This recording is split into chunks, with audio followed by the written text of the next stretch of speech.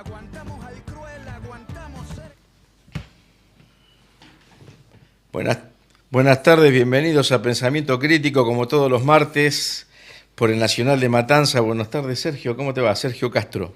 ¿Cómo te va, Pepe? Buenas tardes a toda la audiencia del Nacional de Matanza, que hace posible que hagamos este programa que se llama Pensamiento Crítico, que va todos los días martes de 16 a 17 horas, y que pueden conectarse a través de todas las redes sociales al Nacional de Matanza, escribirnos a nosotros, y ya que estamos, obviamente no faltará oportunidad de decir gracias y buenas tardes al amigo Ezequiel Mano Mágica, que hace posible que salgamos bastante bien, che. Siendo feos. Siendo feos. Y no tan jóvenes como nos dijo un invitado el otro día, ¿te acordás? Oh, sí. Qué mal. Así que bueno. En serio. Buenas tardes, Ezequiel. Ese invitado lo vamos a tener hoy dentro de más o menos media hora para hablar de un tema importante. Pero ahora, debido a la demanda por los mensajes que enviaron por ¿cómo se llama? El programa pasado, nos vemos obligados a tener que contestar un montón de preguntas porque nos hemos atrasado. En realidad hicimos el programa sin saber que estaban haciéndonos preguntas, si no lo hubiésemos resuelto en el momento, pero bueno, así que ahora tenemos ahí unas cuantas preguntas que Sergio seguramente va a responder. Exactamente. Es más, de hecho, siempre quedamos cortos, ¿viste? Porque no terminamos nunca los temas y ahí aparecieron las consultas del vivo. Primero agradecerles que hayan escrito y que eso nos incentiva a seguir trabajando y nos guía para dónde quiere que vayamos. Y por otro lado, agradecerle a todos los que miran el programa, que han generado bastante visualizaciones de este programa que tratamos el otro día. Se están preguntando. Ah, mira qué lindo, mira qué bien. Bueno. Pregunta, no tengo los lentes así que no puedo leerlo, pero dice, sí.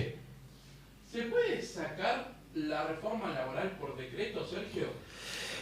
Sí se puede, de hecho se pudo a través del decreto 70/23, que de hecho muchas de las cosas que están dando vuelta son una repetición de lo del decreto del DNU 70/23. Pero está impugnado. Pero está suspendida su ejecución por una cautelar presentada por las dos centrales de la CTA y la CGT. Así que nos preguntan, ¿es inconstitucional la reforma laboral?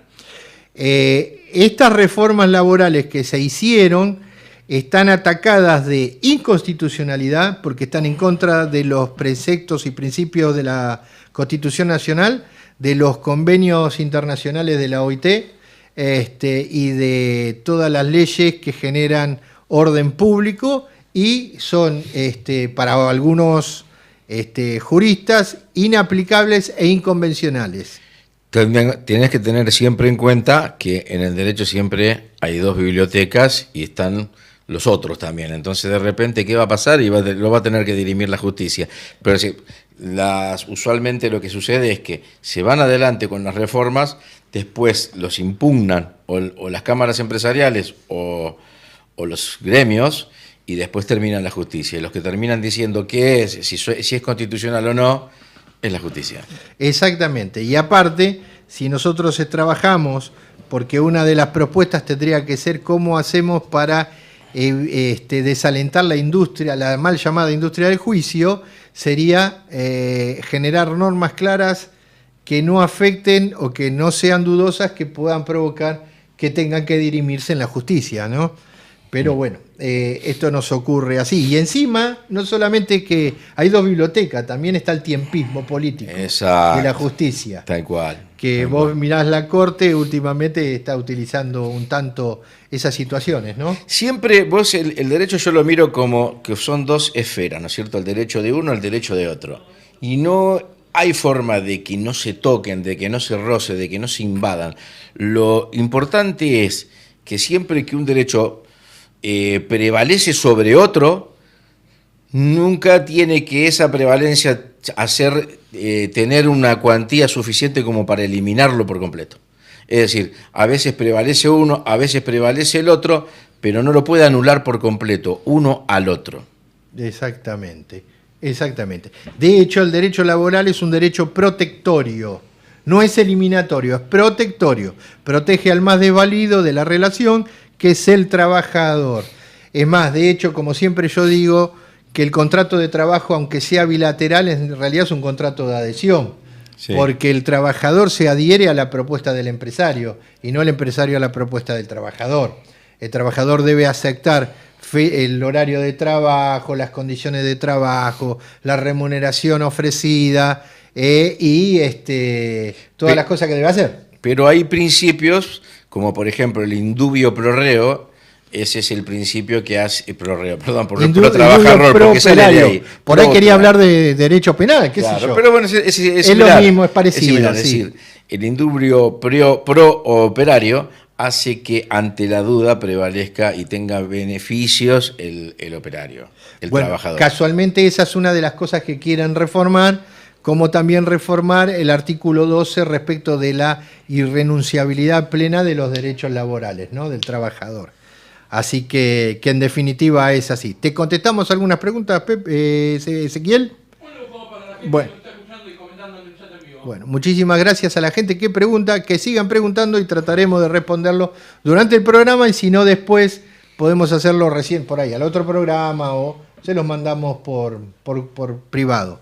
Bueno, en relación a la gente que estuvo enviando algunas preguntas o algunas salutaciones, está la sardina, @lasardina bailarina. Dice que es espectacular el programa, le agradecemos. Bien. Muchas gracias a la sardina. Después, Lucas Ernesto Camilo Damonte, J6655, dijo: muy buen programa, como siempre, los gobiernos de determinado signo imponen la idea de que el desempleo es un problema de legislación laboral, cuando lo único regulador del empleo sigue siendo la actividad económica. Exactamente, la actividad económica y la actividad política. Camilo, gracias por la salutación. Después vamos a hacer un pequeño paneo sobre eso que está diciendo, a favor de eso, porque precisamente son las empresas que le van mejor las que despiden. Exactamente. Así que bueno, otro es Osvaldo Belarmino. Desde Merlos estamos mirando y atentos. Es terrible lo que proponen con esta ley laboral. Lamentablemente sí, porque aunque mi coequiper me diga que hay que hacer propuestas, en realidad lamentablemente nos tenemos que defender de lo que está viendo, que es un intento de reforma hacia la precarización, hacia la eliminación de derechos y no mejorar los derechos de las pymes.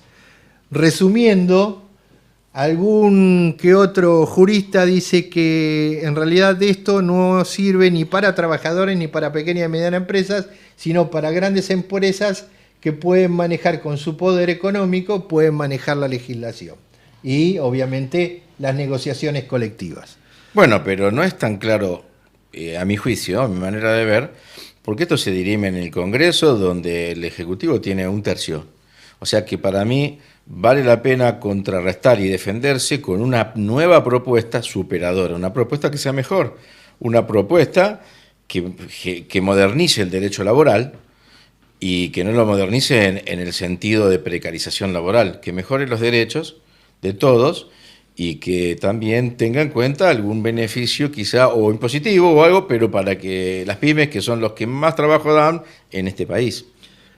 Eso estamos de acuerdo, Pepe, pero el problema que nosotros tenemos es, concretamente, que si nosotros realmente creemos que cualquier modificación laboral no genera empleo ni genera mejores condiciones, salvo la economía, lo primero que tendríamos que atacar es la economía. De hecho, quieren hacer una reforma tributaria que va a ser recién tratada en febrero o marzo del año que viene, y en realidad tendría que ser lo primero. Ahí sí generar las bases y las condiciones para. Sí. Y después, a consecuencia de esa reforma tributaria e impositiva, recién ahí salir con el tema de adecuar el derecho laboral. Y ya no hablo de reforma ni de precariedad, adecuarlo. Coincido. ¿Sí? Entonces, bueno, lo que pasa es que ponemos por ahí a veces el carro adelante del caballo y así no nos va a funcionar. Otra persona que mandó mensaje fue Robledo 9, dice: desde La Matanza también estamos viendo, atentos a esto. pregunta, ¿por qué la reforma se presentó después y no antes de las elecciones? Y mirá... No, presentaron antes proyectos que eran peores. No, por eso, el que se presentó tiene estado parlamentario, acuérdense que lo dijimos el otro día, el 28 de noviembre del 2024, Romina Díez, diputada de La Libertad Avanza, como autora, y alrededor de 20 diputados como coautores han suscrito eso, y ahora anda dando vuelta un paper. Obviamente que ¿por qué no salió antes? Porque puede ser espantavotos, esta es la realidad. Sí. Y por otro lado, con la suerte que tocó en estas elecciones, que generó una expectativa aún mayor de la que tenían antes de la elección, con más cantidad de diputados, obviamente fortaleció la idea de seguir adelante con ese intento de reforma laboral, ¿no? Así que bueno. No te olvides que ahora, y además de eso, tienen la minoría, pero no te olvides que tuvieron el apoyo de Estados Unidos, vino el embajador de Estados Unidos, con lo que esto significa en este país. Que bien, el embajador habla con el oficialismo, habla con la oposición y asegura las mayorías el hecho de que todos quieren tener el apoyo de ellos. En el fondo todos quieren, entonces todos quieren quedar bien y estas reformas muy posiblemente salgan. Sí, bueno, pero entonces sale para Estados Unidos, no, queda feo decir eso. Eso está feo. Y, por ejemplo, vos decís, todos quieren estar arreglando con Estados Unidos, menos el intendente de Nueva York. ¿Intendente es? O el alcalde de Nueva York. El alcalde de Nueva York. Menos el alcalde de Nueva York. Sí. Que con todo en contra también, que le tiraron de esto, de aquello, de lo que fuere, le ganó holgadamente, ¿no? Siendo musulmán. Musulmán, inmigrante, Sí. casi que el otro día lo hablábamos con un grupo de chicos de la facultad, el APU de los Simpsons más o menos. Sí. ¿Entendés? Bueno, La diferencia es que en los Simpsons, que es un grotesco, lo ponían como almacenero, hoy es un alcalde. Hoy es un alcalde. Exactamente. Yo tengo un pequeño pensamiento de por qué está pasando esto con el voto de la gente. Después ahora lo desarrollo un poquito. Lo desarrollás junto con la pregunta que estaba sobre el tema de la reforma o del regulador del empleo. Sí. Y la otra pregunta que hace, un empresario ¿puede ser una familia que tiene una verdulería o el CEO de Google? ¿Es justo meter a todos en el mismo saco? Bueno, a ver, empresario viene de empresa viene de emprendimiento. Todos somos empresarios y tenemos alguna actividad cuenta propista, ¿sí? Sí. Que no somos trabajadores en relación de dependencia. Por ende, somos todos empresarios, aunque Sí. no nos guste escucharlo, lo que fuere, todo aquel que hace una actividad fuera de la dependencia es empresario. Así que bueno, y es que sean justos meter a todos en el mismo saco. Mira, esto es una idea personal, no sé a vos qué te pasa. Yo pienso como ella. ¿Cómo piensa ella? ¿Que es injusto? Que es injusto meter a todos. Vos notás como que es negativa la consulta. No, la consulta está muy buena. Lo que digo es que tiene que haber una distinción entre las grandes empresas y las pymes. Es que la hay. Bueno, ¿Sabés dónde la hay? Bueno, ese es el problema que nosotros tenemos. En realidad, lo único bueno, que es lo que pienso yo, que al ser una misma posibilidad de que se regule o que se reglamente, que sea parejo para todos y en definitiva sea regulador y todos sepamos a qué nos tenemos que atener, si somos pequeña, mediana o gran empresa, ¿sí?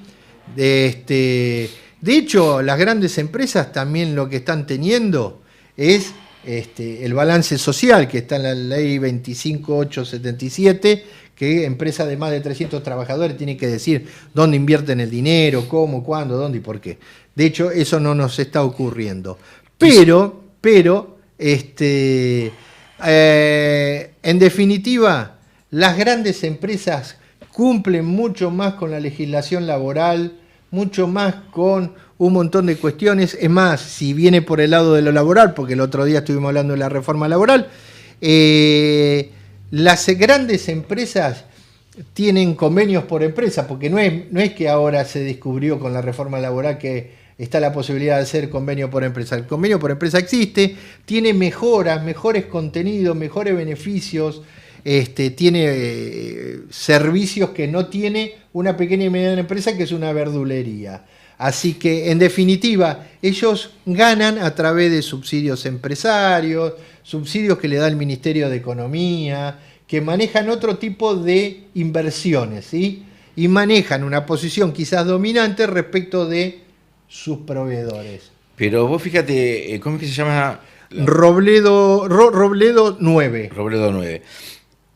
Yo esto lo llevo a la conversación que tuvimos el otro día cuando terminamos el programa, que yo te decía de alguna forma, digo, mira, cuando se habla, por ejemplo, vamos a hablar de UTEDIC, del gremio UTEDIC, que se juntan, digamos, la cámara de deportistas, sería de clubes, en las que está la Boca, River, Independiente, se junta con el gremio UTEDIC y hacen el convenio colectivo. Y claro, Boca vende jugadores, millones de dólares, compra, vende jugadores y paga unos sueldos bárbaros y te dice, bueno, listo, esto es lo que podemos pagar.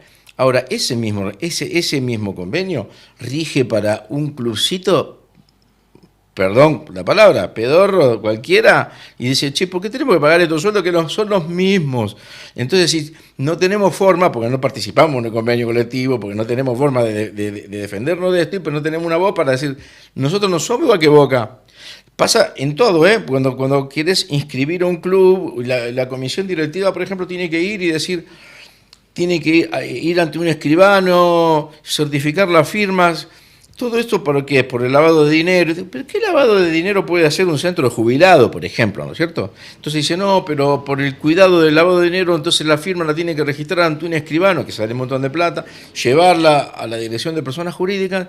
Y dice, pero esto para qué? ¿Quién pensó en él? ¿Quién fue el cráneo que hizo esto? No, ¿qué pasa? Lo hicieron pensando en Independiente, lo hicieron pensando en Racing, lo hicieron pensando en clubes de importancia.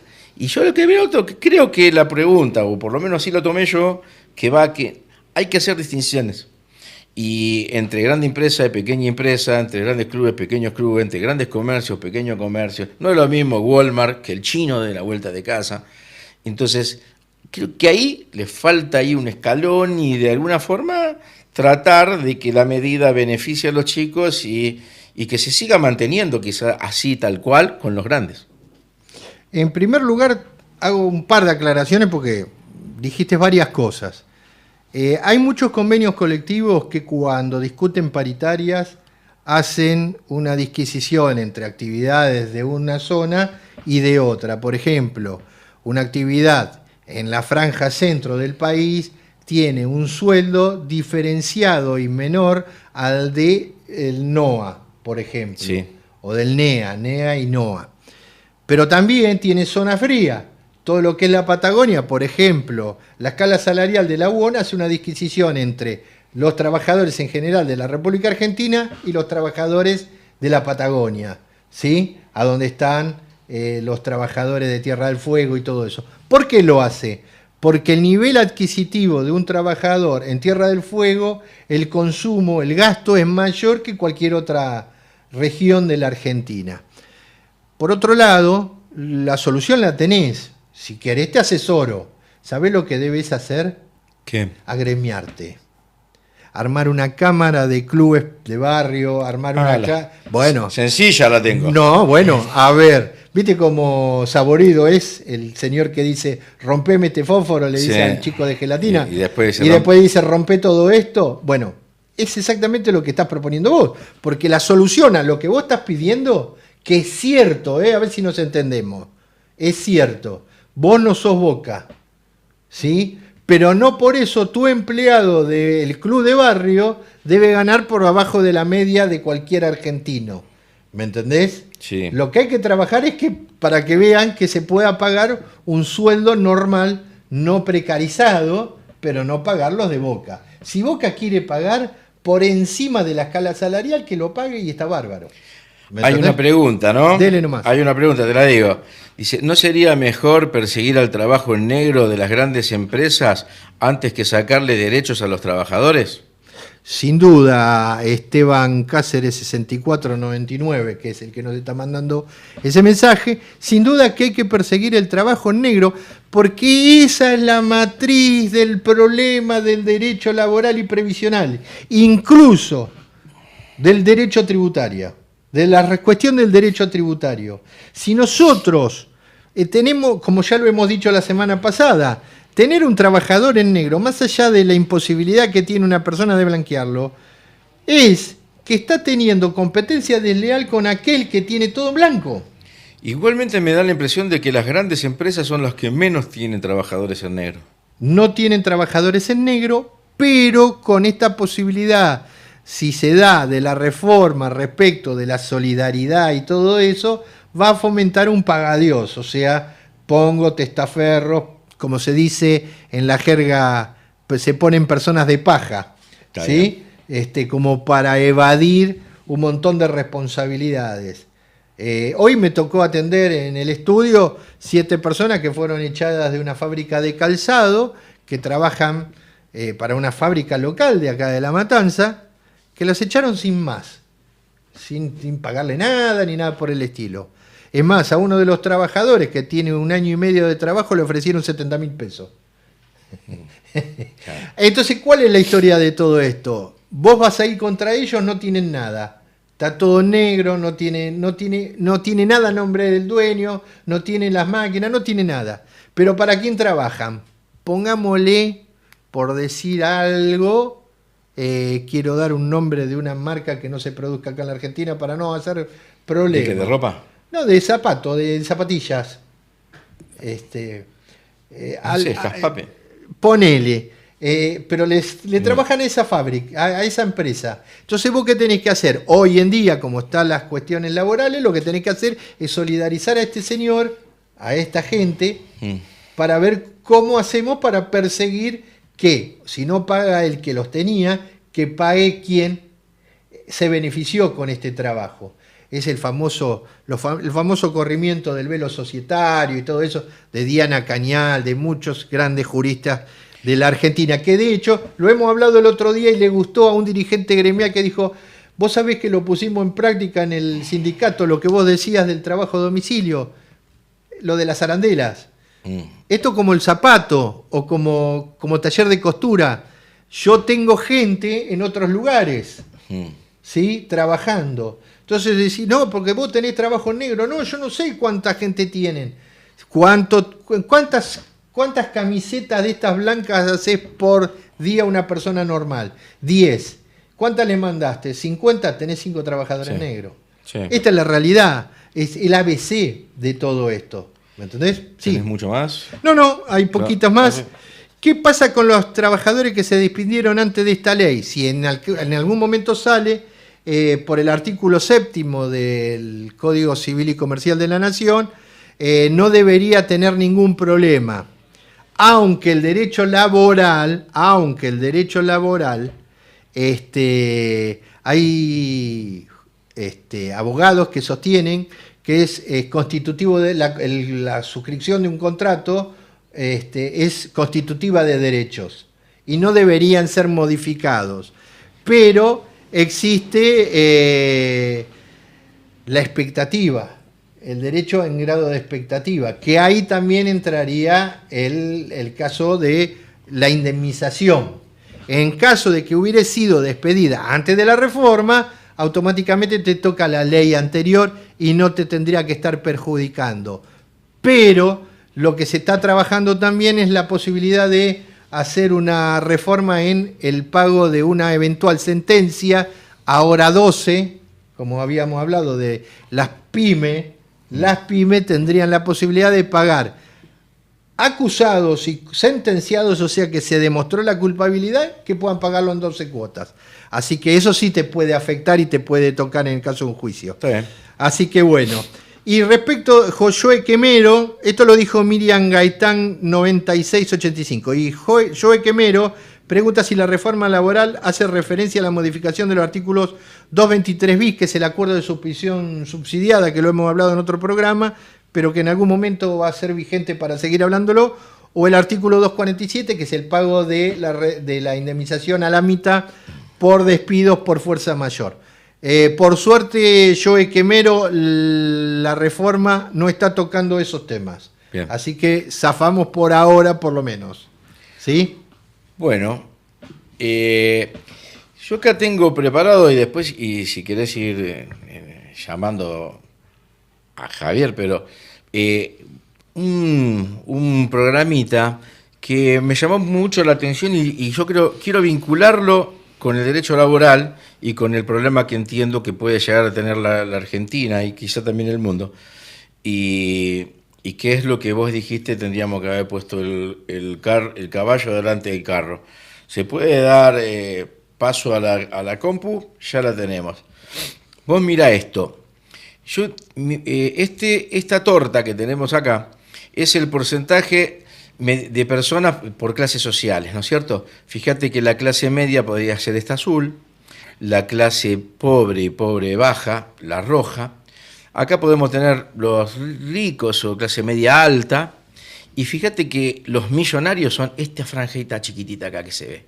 Es el 1,6% de la población. Casi imperceptible, Pepe. Si no lo agrandás, lo agrando, casi que la gente ni ahí lo ve. ves, mirá. Ahí está. Ahí está. Ahí lo tienen. Estos son los millonarios. 1,6% de la población. Ahora, ¿querés saber estos millonarios cuánto dinero tienen? Y acá lo tenemos. Mirá. Esa pequeña franjita tiene esta cantidad de dinero. El 44% del dinero que está en el mundo, esto es mundial, lo manejan ese 1,6% de la población. O sea, 1% de la población, 44% del dinero. Ahora, vos mirá esto. Si vamos a la torta, esta es también la torta de la riqueza, el 1% significa esto, ¿no es cierto? Esto es tan solo un 1%. Con este 1%, ¿sabés cuánta gente vive? La mitad de los pobres. ¿Ves esta que tenemos acá? Estos serían los pobres. Si esto lo trasladamos a esta torta, la mitad de los pobres, esta mitad, digamos, cualquiera de las dos son mitades, vive con el 1% de la riqueza mundial. O sea, fíjate si está mal distribuido el asunto, si es un problema de riqueza, que no hay creación de riqueza o que no hay distribución de la riqueza. ¿Cuáles son las empresas que tienen esto? Digamos, vamos a buscar quiénes son los más millonarios. Porque a veces cuando les quieren poner impuestos la gente dice, no quiero que le pongan impuesto a la riqueza, como si conocieran a alguno.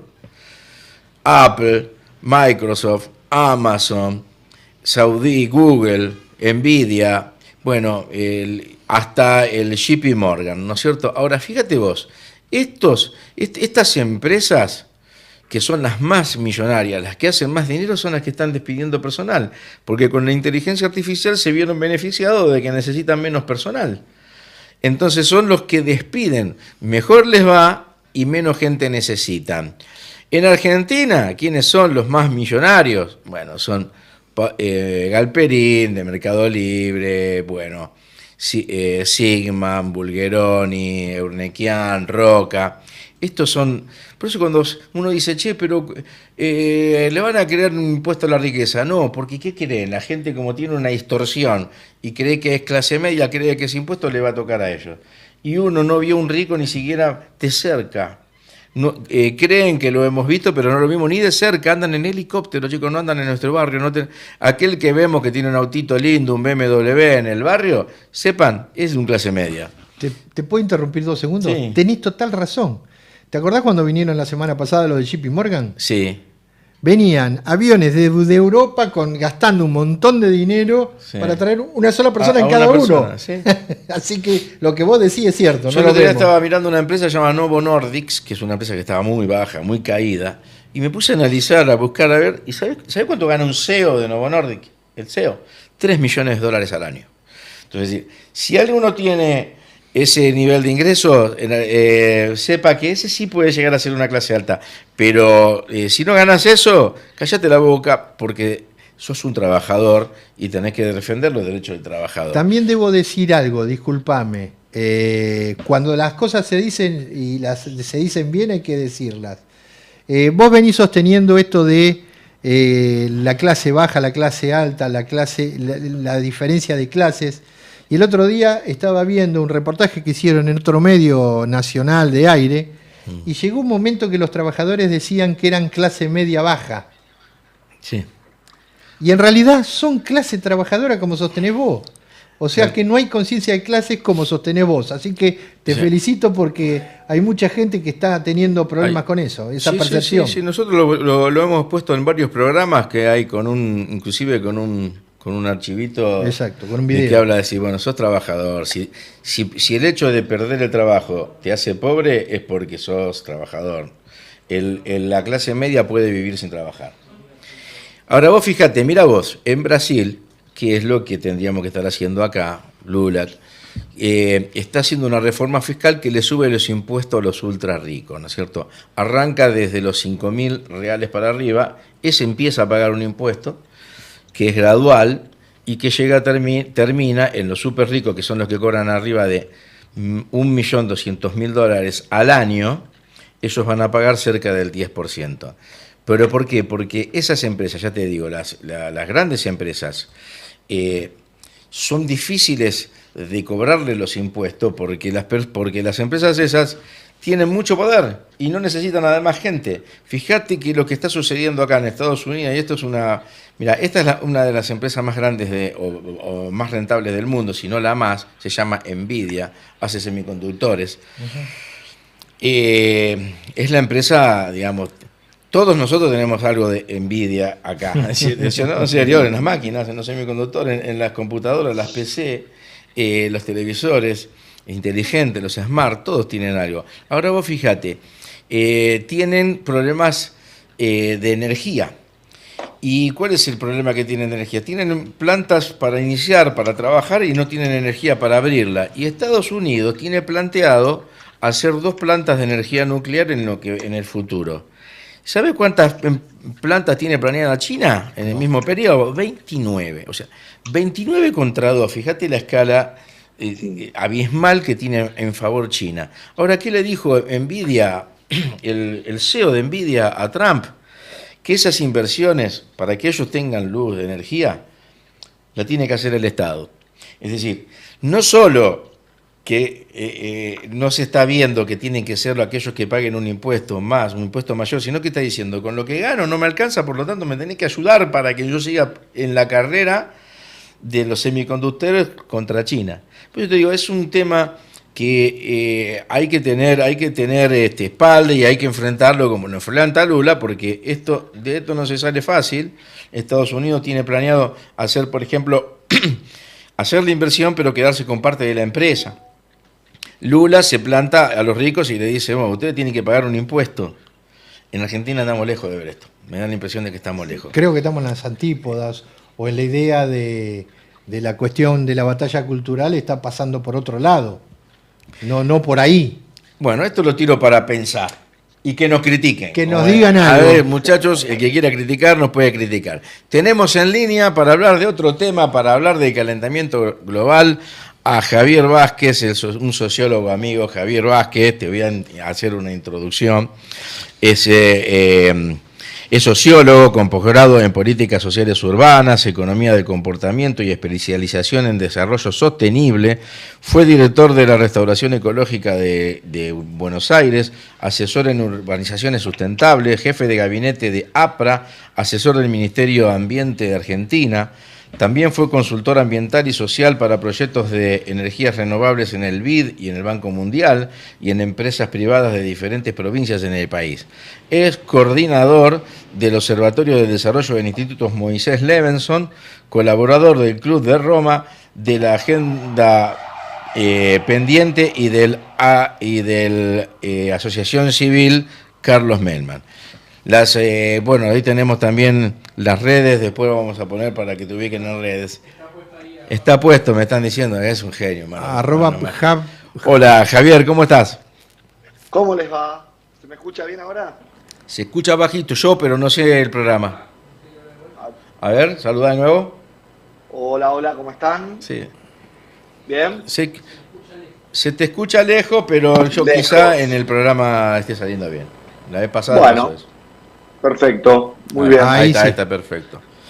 Bueno, nosotros tenemos, Javier preparado un pequeño, yo te mandé, Ezequiel, un video, porque en este momento hay un congreso de las Naciones Unidas hablando Sí. sobre el calentamiento global, y Lula, como siempre, digamos, el presidente Lula ayer habló, y uno quisiera, te lo mandé por WhatsApp, o no te lo mandé, entonces vamos a mandarlo, porque Lula se presentó, ¿no es cierto?, hablando precisamente de que tienen que ponerle límites y que se tiene que el dinero de gastar en cuidar el planeta y no en guerras, ¿no es cierto? Ujú. Y a ver si se lo paso a Ezequiel, yo creo que se lo pasé, pero él asegura que no, y entonces lo vamos a hacer nuevamente o no. Claro. Ahí te lo pasé. Sí, lo que decís, Pepe. Dice que me va a matar. Si lo puede poner ahora, ¿te parece? ¿Lo escuchamos? Vos estás al tanto, Dale. ¿no es cierto?, de este congreso. Es Sí, el congreso sí, por número supuesto. 23. Se está haciendo en La Amazonas. COP30 es. El 30. La COP30 en Belén. Y pensá que son 10 años después de que se firmó el Acuerdo de París, Claro. que fue en 2015. Sí. Entonces, hoy esta COP es muy importante porque es momento de analizar hasta dónde se llegó, cuál es la situación. El otro día hablamos sobre los impactos del cambio climático por teléfono, ¿no? Cómo la DANA generó la primera renuncia o dimisión de un funcionario electo. Entonces, la situación del cambio climático no es la misma que hace 10 años. La política internacional hoy está en una complejidad, porque tenés tipos como Trump, como Milei, que quieren salirse del acuerdo de París. Hay otros como Macron, como Lula, que están intentando impulsarlo. Y empieza algo que es muy interesante, empieza a haber actores novedosos, como los países insulares. Hay una agrupación de islas, o de, digamos, países insulares, que se están reuniendo y levantan la mano y dicen, che, nos vamos a hundir. Países que quizás hasta ahora no tenían una importancia muy grande en el concierto de las naciones, pero hoy ven su futuro extremadamente frágil, porque el aumento del nivel del mar se va a quedar con muchas islas abajo del agua. Claro. ¿Lo tenemos? Me llama la atención a mí el papel de Lula y el énfasis. De despojo. É momento de impor uma nova derrota aos negacionistas. Sem o Acordo de Paris, o mundo estaria fadado ao aquecimento catastrófico de quase 5 graus até o fim do século. Estamos andando na direção certa, mas na velocidade errada.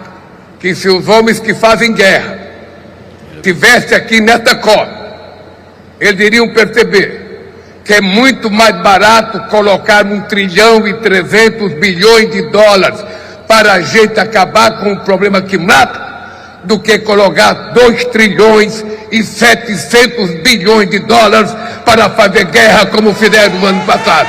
En Belén, la presencia indígena es inédita por su magnitud. Eso era lo que te quería mostrar, Javier. ¿Qué pensás de esto?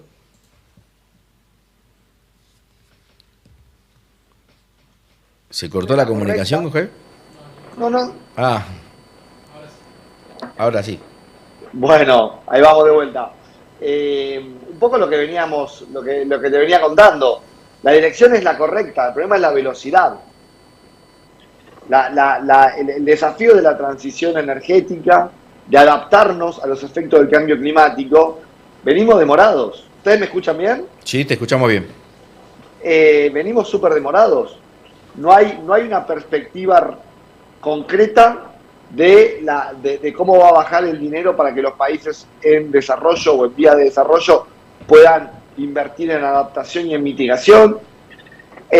Hoy tenés jugadores como la India o como China que tienen una posición un poco ambivalente. China es el primer contaminador del planeta, digo, con la cantidad de emisiones de gases de efecto invernadero que emite, por sobre todo la cantidad de carbón que quema, pero a su vez es el país que más invierte en energías renovables. Es ambivalente. La India lo mismo, actualizó sus objetivos climáticos, pero también tiene una cantidad de carbón que está quemando que es brutal. Estados Unidos es el segundo o tercer emisor del planeta y decide retirarse del Acuerdo de París. Por otro lado, como te contaba antes, hay países insulares que se han agrupado en la ONU, pero como una agrupación de países insulares para hacer lobby para que la velocidad de la adaptación sea mayor, porque saben que si no se quedan abajo del agua. Países de Latinoamérica que tenemos compromisos ambientales porque somos parte del pulmón del planeta, pero tampoco podemos no perder de vista nuestra inserción en el mercado internacional. Entonces, como que la discusión está, el tema es la velocidad con la cual la política internacional hoy toma decisiones es muy lenta. Y hay como una desconexión, y la vemos muy claro. Muchas veces vas a ver voces de alcaldes que son mucho más potentes que las voces de los presidentes. ¿Por qué? Porque los alcaldes y las ciudades son la trinchera del cambio climático, donde afecta primero que nada en las ciudades, que se inundan, que tienen horas de calor. Y hoy los alcaldes, no existe una COP de alcaldes. Las COP son a nivel nacional. Sí. Los planes de mitigación y de adaptación son a nivel nacional. Y los alcaldes están levantando la mano diciendo, che, yo necesito fondos para poder hacer las obras que necesito en las ciudades. Porque la política, los impactos del cambio climático atacan primero o pegan primero en los alcaldes. Fíjate que lo que le pasó a Carlos Mazón. Eso es lo que te iba a preguntar. Si Carlos Mazón, el cargo de él es presidente de la Generalitat de Valencia, que tiene dentro Alicante, Castellón y Valencia. Es eso lo que... ahí hiciste una nota muy interesante en el mismo periódico digital. Me gustó mucho. Me gustaría que la expliques. Bueno, la Dana sucedió en octubre del 24. La Dana es un suceso meteorológico histórico en esa zona del Mediterráneo. Del 24 no, de ahora, del 25. No, fue en octubre del 24 que sucedió el efecto meteorológico. El efecto meteorológico. La Dana, la depresión dame un segundo que no quiero mentir. La Dana es un fenómeno meteorológico que como que te diga el niño o la niña de acá, de Sudamérica, que siempre sucede más o menos y es más o menos fuerte. El tema es que con el aumento de la temperatura en la zona del Mediterráneo, también aumenta la temperatura del mar Mediterráneo. Y al aumentar la temperatura del mar Mediterráneo, aumenta la evaporación, lo que hace que las tormentas sean más potentes. ¿Qué generó la Dana de octubre del 24? Una destrucción terrible de Valencia. Ves fotos con los autos todos apilados, gente que murió, se perdieron miles de millones de euros en bienes, ¿sí? Sean autos, propiedades. Un amigo trabaja en una empresa, como que te diga, una cadena de ferreterías, así de malls de ferretería. Tiene un depósito ahí en Valencia, 3.000 millones de euros perdieron, porque se inundó el depósito. ¿Sí? Claro. Entonces, a partir de ahí se empezó a investigar.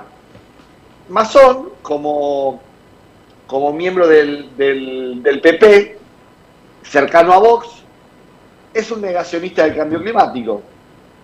Mientras que el sistema de alerta funcionó y estaban esperando su decisión sobre evacuar, alertar a la gente, el tipo estaba almorzando y dejó todo eso para después. Cuando se activó la alerta ya era tarde. Ya había caído la Dana, ya se había inundado Valencia. Entonces, A partir del mes siguiente, ya en noviembre, diciembre, empezó a haber marchas, manifestaciones de la población valenciana. Multitudinarias. Claro, muchísima gente pidiéndole respuesta. Que estuvo o al, 4 horas almorzando o comiendo con una señorita y se estaba inundando Valencia y ya había muertos, ¿no? Ya había muertos en Valencia y el hombre estaba ahí de fiesta. Cuando fue al centro de evacuación ya había cantidades de muertos, desaparecidos y Valencia estaba destrozada. Totalmente. Hay imágenes, vamos a ver si podemos conseguir alguna de... Entonces, ¿qué pasó? ¿Qué me llamó la atención de eso? Que empezó a haber manifestaciones una vez por mes o cada 20 días de la población valenciana pidiéndole explicaciones a Mazón y después pidiéndole la dimisión por la mala gestión de la Dana. Pero esa mala gestión comienza negando la posibilidad de que podría ser un problema el cambio climático. Quitó, digamos, dijo, bueno, va a ser una tormenta más como las que siempre hubo. No entró en la duda de si el cambio climático iba a aumentar la gravedad de la tormenta.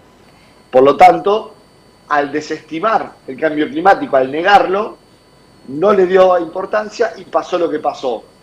Después de un año, justo casi en octubre, el tipo tiene que renunciar, dimitir a su cargo. Ahí están las imágenes, algunas imágenes.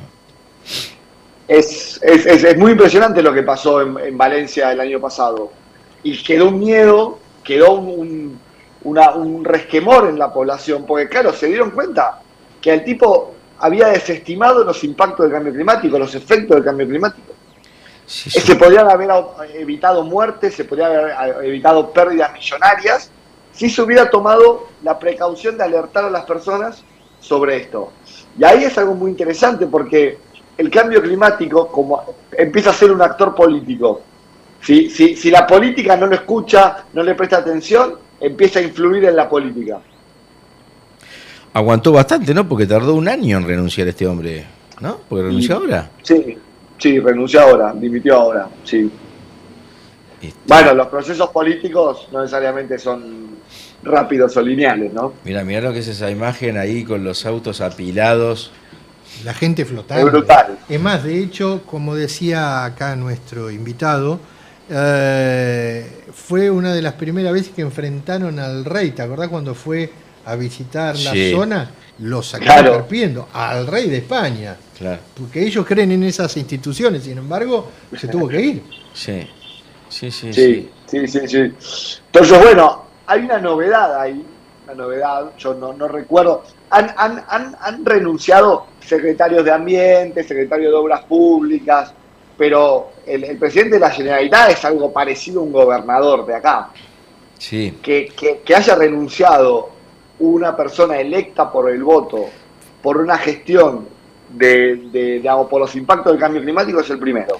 Fíjate si hay alguna foto de las marchas, de las manifestaciones que hicieron en contra, porque esto desembocó en la renuncia, pero en una renuncia porque ya era insostenible. Lo querían mantener, creían que la gente se iba a olvidar de este acontecimiento y no, escalaba y cada vez peor, hasta que fue insostenible y este hombre, que es un hombre joven, ¿no? Carlos Mazón, abogado, negacionista. Sí. Bueno, esto es cuando... Mirá lo que es esa manifestación.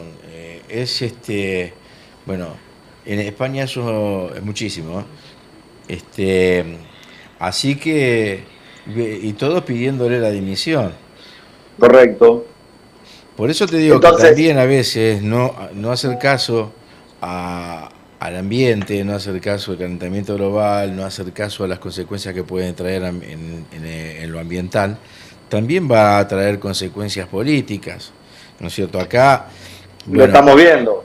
Acá las estamos viendo con las inundaciones de campo, porque no se hicieron el dragado del río Salado como correspondía y esos aliviadores, y ahora se está inundando el campo y perdiendo la cosecha, pero no hay muertos. Hay que seguir ese tipo de noticias. ¿Cómo va a influir? Digo, no sé si la mitad, pero 1/3 de la provincia de Buenos Aires que está negada. Sí. Sectores súper productivos, campos súper productivos de la provincia de Buenos Aires están bajo el agua y no saben cuándo van a poder volver a ser productivos esos campos. Y eso pasó entre el año pasado y este año, porque en octubre también tuvimos una tormenta muy grande en la provincia de Buenos Aires y a principios de este año, a mediados, también hubo una tormenta muy grande en el norte de la provincia de Buenos Aires. Sí. Ok. ¿Quién Todo es el esto, ¿cómo va a funcionario afectar acá? a la político? ¿Quién sería el funcionario acá responsable?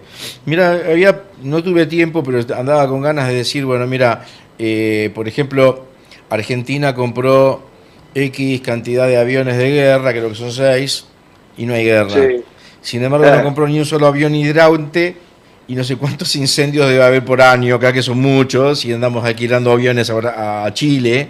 Entonces, decir, ¿quién es hoy el funcionario responsable de lo que podría pasar en la nación?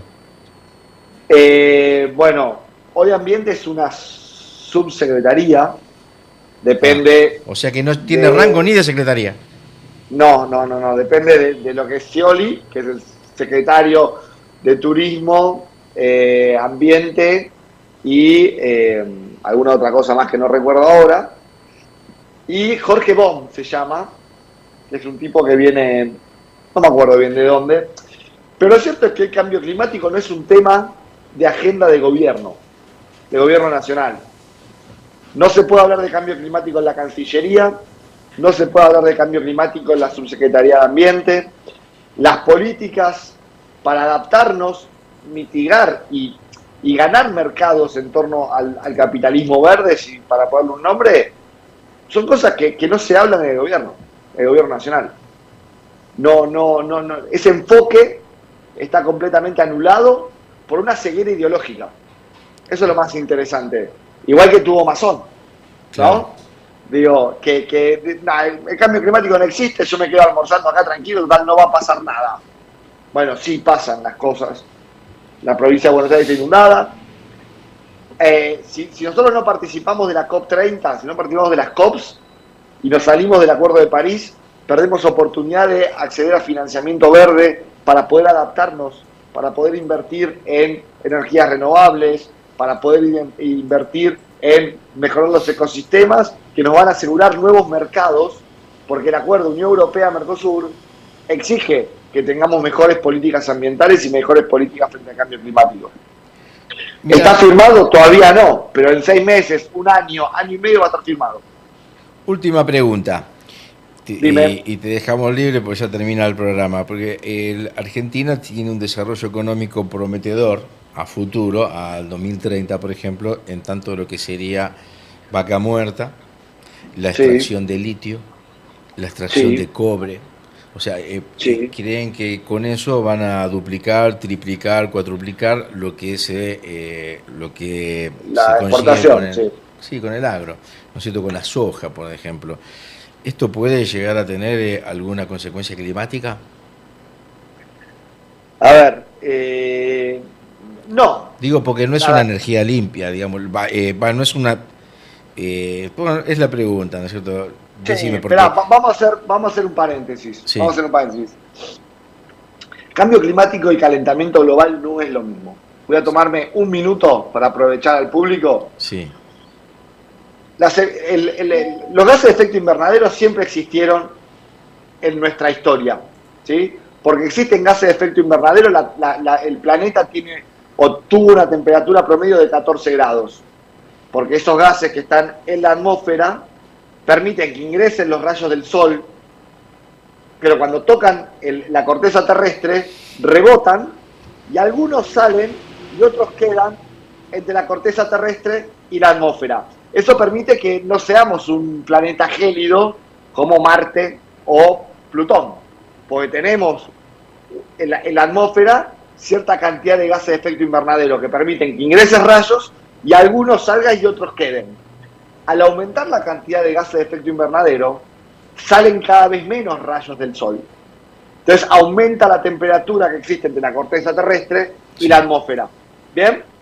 ¿Qué pasa cuando aumenta la temperatura? Se empiezan a modificar la configuración climática del planeta. Sí. Por ejemplo, pero para que pensemos impactos, al aumentar la temperatura se derriten los cascos polares, ¿sí? Esa agua fría y dulce ingresa a los océanos y modifica las corrientes. ¿Qué controlan las corrientes o qué configuran las corrientes? Los ciclones y los anticiclones.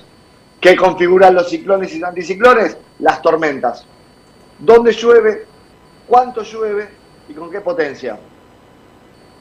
Entonces, el cambio climático es la modificación del régimen hídrico del planeta, Sí, que es un poco lo que estamos viviendo. sí. Llueve quizás lo mismo que todo el mes, pero en 2 días. Y en otros lugares deja de llover. Es a causa del calentamiento global que hay una modificación del clima. Pero son 2 cosas diferentes, Bien. unidas. ¿Bien? Entonces, ¿podemos explotar el litio? Sí. ¿Necesitamos el litio para las baterías? Sí. ¿Podemos explotar el cobre? Sí. ¿Necesitamos el cobre para cables, para la transición energética? También. ¿Necesitamos potenciar el uso del viento en la energía eólica? Obviamente. Y la solar también. ¿Sí? El gas, yo digo, hay que venderlo como GNL a los países que están quemando carbón, y para con eso nosotros financiar nuestra transición energética. Necesitamos ir hacia un modelo bajo en carbono, porque es el modelo del futuro. Ya, de vuelta, el acuerdo Unión Europea-Mercosur nos pide reducir nuestra huella de carbono en los productos para que paguen menos impuestos. Entonces, tenemos que invertir en energías renovables a fin de, en los próximos 10, 15, 20 años, tener una economía adaptada a un mercado bajo en carbono. Si esperamos que eso para más adelante, perdemos el tiempo. Perfecto. Clarísimo. Bueno, ya estamos llegando, mira, son 4:59 y allá me está haciendo seña como el penado 14, Ezequiel, con Muy bien. el penado 14 es un tango, para aquello que hay gente también joven acá que estará diciendo quién era el penado 14, pónganlo al lindo. Así que bueno, Javier, muchas gracias, muy esclarecedor y aparte oportuno, porque estamos justo en la conferencia de las Naciones Unidas que está sucediendo en este momento. Así que algo que me parece, te lo dejo un concepto más. Todos conocemos Bloomberg, ¿no? El canal de noticias internacional que se dedica a ver qué hace JP Morgan o Bank of America, etcétera. Bueno, para que entendamos lo importante de esto, porque acá estamos discutiendo sobre el 3% de Karina, que es Pañolo, que si los perros del presidente o no los perros del presidente, Adorni, Santilli, estamos en esa chiquita si querés. Bloomberg tiene un canal, Bloomberg Green, Bloomberg Verde, que está transmitiendo en vivo todos los días lo que pasa en la COP30. mira, De vuelta, no es una ONG ambientalista, estamos hablando de Bloomberg, el canal de noticias financieras más importante del mundo. Sí. Está con un ojo ahí mirando qué se discute, qué no se discute, quiénes hablan, qué compromisos se toman. Acá queremos fingir demencia y pensar que todo esto es una falacia marxista cultural. Bueno, es estar viendo otra película y es un problema. Mirá, nos olvidamos de decir que los grandes ausentes en Estados Unidos a la conferencia. Estados Unidos Totalmente. faltó, pegó el faltazo. ¿Y Argentina? No sé. Argentina, en teoría, iba a mandar una... A ver, yo sé que hay ministros de ambiente de provincias y de organismos nacionales que no son el Ejecutivo que están allá. Ah, bien. ¿Sí? Por lo menos participaron, no dieron el faltazo como Trump. No, de vuelta, el Poder Ejecutivo Nacional no sé si fue todavía. Ah, no sabía. Dijeron que iban a ir, están pero no los está claro. organismos. Ah. Por ejemplo, el CFI, el Consejo Federal de Inversiones, tiene una delegación. Provincias como Santa Fe, Chubut, Córdoba, etcétera, tienen delegación allá. El Poder Ejecutivo, no sé. No leí nada. Estaba ocupado en Miami con la conferencia de totalmente, claro. Va a sacarse una selfie con Messi. Bueno, Javier, muchas gracias, muy claro todo. Gracias. Un placer, nos vemos, como Javier, siempre. gracias. Bueno, y acá seguramente que te olvidaste de decir lo del feriado y nos vamos, dale. Cortito, saludos a Dina Santisi que nos mandó también un mensajito. Coincidimos con ella con esto del tema de los gobiernos de derecha. Simplemente una breve. El 21 de noviembre va a ser día no laborable, no feriado. Es un día no laborable. Es como un Jueves Santo, igual. y el día lunes 24 sí es un feriado nacional. ¿Qué significa? Que el viernes, si el empleador quiere que trabajes, vas a tener que ir a trabajar y no cobras doble. Si te dice que no vayas, vas a cobrarlo como cualquier día, y el lunes sí se tiene como feriado nacional, por ende no estarías obligado a ir, salvo que te convoque y te tengan que pagar doble. Si quieren lo ampliamos la semana que viene, pero bueno, esto es así. Bueno, está todo dicho. Está todo dicho. Para que nos critiquen. Bueno, así que esperamos nuevos comentarios y los contestaremos en el programa que viene, si te parece, Sergio. Exactamente, porque los hay, así No. que sí. Nos vemos entonces el martes que viene por el Nacional de Matanza en Pensamiento Crítico. Nos vemos, suerte.